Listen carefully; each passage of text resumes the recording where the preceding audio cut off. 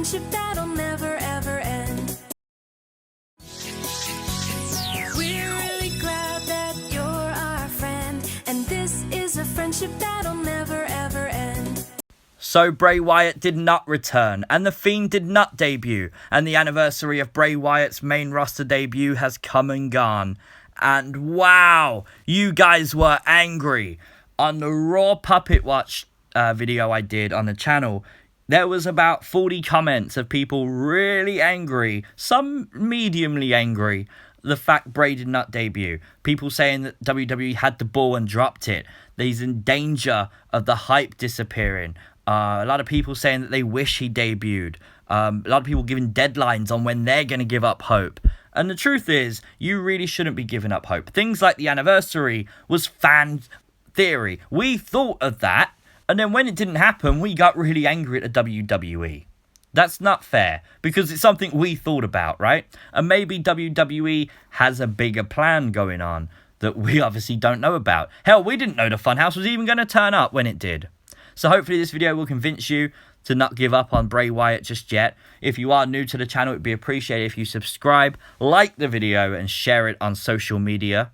Now, about May, Bray Wyatt sent out this tweet. This is all the titles of the Firefly Funhouse. At the time, we had no idea what this was.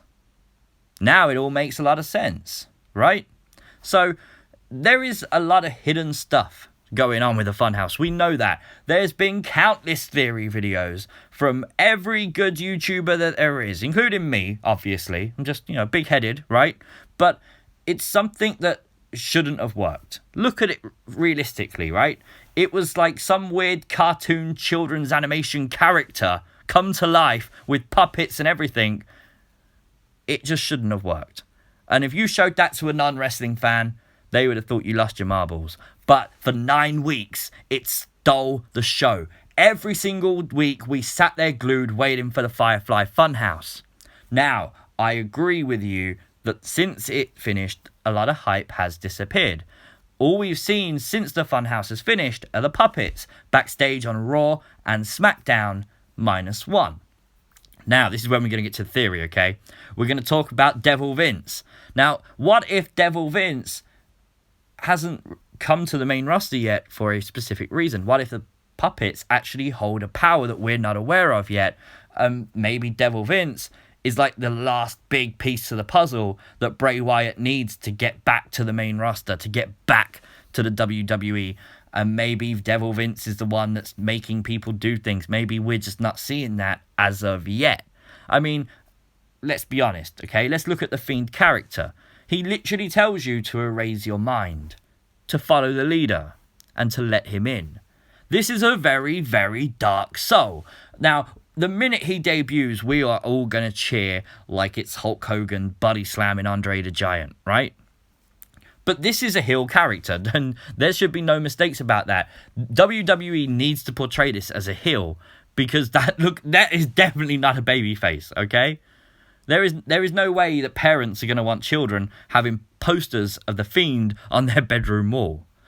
But this is like very similar to Bray Wyatt's original character, which was a cult leader. He brainwashed people.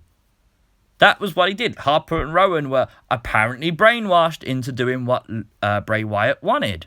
So why wouldn't that be the case now with the Fiend? Just evolved a little bit more. And obviously, since the Fiend disappeared on the last episode of the Firefly Funhouse, a lot of weird stuff has been happening in WWE.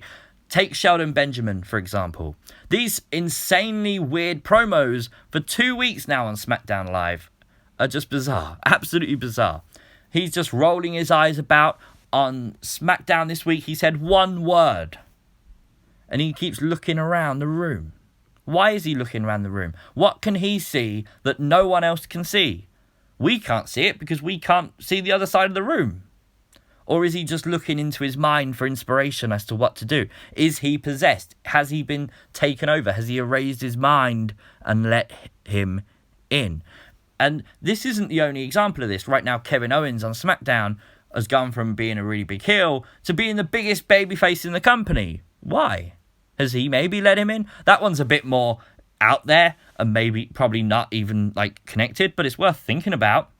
I mean, the Alistair Black Cesaro storyline. I called this weeks ago because Cesaro acted strangely on Raw. Cesaro's whole character is that he's a really good wrestler. He likes to showcase his talent, right? So why is it on that episode of Raw about 2 weeks ago, he attacked No Way Jose before the match, hit him with a neutralizer and stuff on the outside, and then just walked off? It was like No Way Jose wasn't worth Cesaro's time, which ultimately he probably isn't, but it was still a weird thing for Cesaro to do. And then Cesaro went and basically picked a fight with Alistair Black. Why? Why would he do that? There's no reason for Cesaro to do that. So why did he? Unless he's been possessed.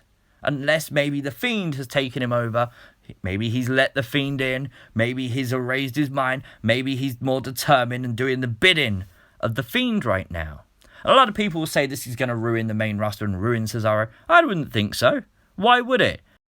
Because when you take everything Bray Wyatt has said, he's proven there is a lot of cryptic stuff. And back in January, he tweeted Xavier Woods saying, "Many have come to pry me open.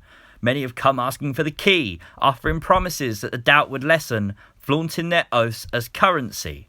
Now, we all know that the key is Bray. We know he is the key. He's told us that on Twitter. So, if he's the key, does that mean people are pledging their oaths to him? They're pledging their loyalty to Bray Wyatt? If that's the case, is that what we're seeing now play out on WWE? The whole Firefly Funhouse was the big change of character. But now, are we seeing the alliance being formed? Are we seeing this maybe new ministry? Maybe God knows what it will be. But are we seeing this new faction forming? Because factions do have a history of doing well in wrestling. NWO, DX, the Ministry. You name it, they have done very well. Okay, WWE can drop the ball, we all know that. But right now, they haven't dropped the ball. We're still running with the ball, and we just got to wait and see how it all plays out in the end. And hopefully, it is going to be good. Hopefully, we're all going to sit here in a week's time and say, Bray Wyatt's debut, this is amazing. This is something really cool. This new rivalry is amazing. The attack, maybe it's got something to do with Bray. Hopefully. Well, guys, I really hope this video has gone a long way to convince you guys to stick around, to enjoy the Firefly Funhouse, enjoy Bray Wyatt, enjoy the puppets, enjoy the theories, enjoy the guesswork, and enjoy it. Because this moment is one we won't get back. This moment in wrestling is unique and new, so please just enjoy it. Remember, if you are new to the channel, like, share, and subscribe, all that good stuff. It does help the video and helps me a lot as well, so I thank you for that. And of course, let me know your thoughts in the comments section below. I love you guys for doing that. It's brilliant that you guys have so many theories, and they do help the videos as well. Peace! We're really glad that you're our friend. And this is a friendship that'll never ever end.